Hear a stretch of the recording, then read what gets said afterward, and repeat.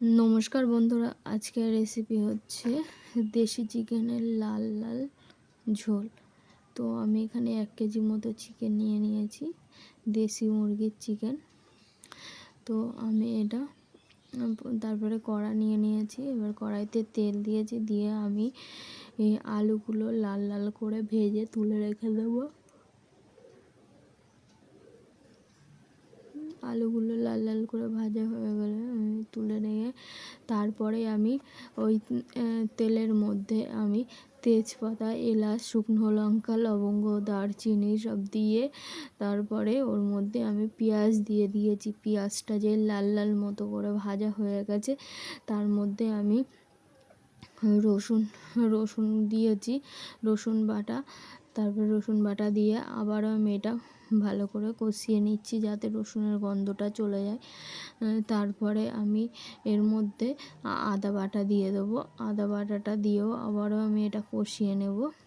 নিয়ে তারপরে আমি এর মধ্যে ভালো করে কষিয়ে নিয়ে আদা রসুন দিয়ে ভালো করে কষিয়ে নিচ্ছি। নিয়ে এর মধ্যে কাঁচা লঙ্কা, টমেটম কেটে রেখেছিলাম, সেই কাঁচা লঙ্কা ও টমেটমগুলো আমি এর মধ্যে দিয়ে দেবো। দিয়ে আবারও কষিয়ে নেব। কষিয়ে নিয়ে এর মধ্যে নুন, জিরের গুঁড়ো, হলুদ, কাশ্মীরি লঙ্কার গুঁড়ো, গোলমরিচের গুঁড়ো একসাথে মশলাগুলো দিয়ে এটা একটু সামান্য পরিমাণে জল দিয়েছি যাতে এই মশলাটা পুড়ে না যায়, তার জন্য। তারপরে দিয়ে আবারও আমি এটা ভালো করে কষিয়ে নিচ্ছি। কষিয়ে নিয়ে এর মধ্যে একটু মিট মশলা দিয়ে দিয়েছি। মিট মশলা দিয়ে আবারও এটা কষিয়ে নিচ্ছি। নিয়ে এবার যে দেশি মুরগির এই মাংসটা ছিল, সেই দেশি মুরগির মাংসটা আমি এর মধ্যে দিয়ে এবার এর মধ্যে এটা ভালো করে আবারও আমি এটা কষিয়ে নেব।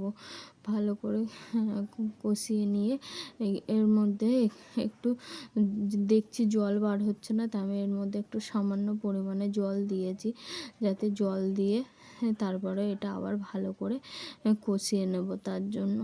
তারপরে আবার ভালো করে কষিয়ে নিয়ে এটা ভালো করে কষিয়ে নিয়ে এটা জল মতো বার হয়ে গেছে, জলটা বার হয়ে গেছে, ভালো করে কষিয়ে নিচ্ছি যতক্ষণ না এই তেলটা পুরো শুকিয়ে যাচ্ছে, ততক্ষণ আমি এটা ভালো করে কষিয়ে নেব। নিয়ে ভালো করে কষিয়ে নিয়ে এবার এর মধ্যে আমি পরিমাণ মতো জল দিয়ে দেব। পরিমাণ মতো জল দিয়ে আমি প্রায় 10-12 মিনিট মতো একটু ফুটিয়ে নেব, যাতে আলুগুলো সিদ্ধ হয়ে যায়। চিকেনটা হালকা একটু শক্ত ছিল, তো চিকেনটাও এবার সিদ্ধ হয়ে যাবে। তো আমার কিন্তু প্রায় রেডি হয়ে গেছে চিকেনের লাল লাল ঝোল, দেশি মুরগির চিকেনের লাল লাল ঝোল।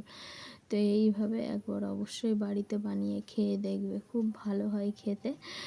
তো রেডি হয়ে গেছে লাল লাল চিকেনের ঝোল। তো টাটা, বাই বাই বন্ধুরা, আজকের মতো আমার রেসিপি।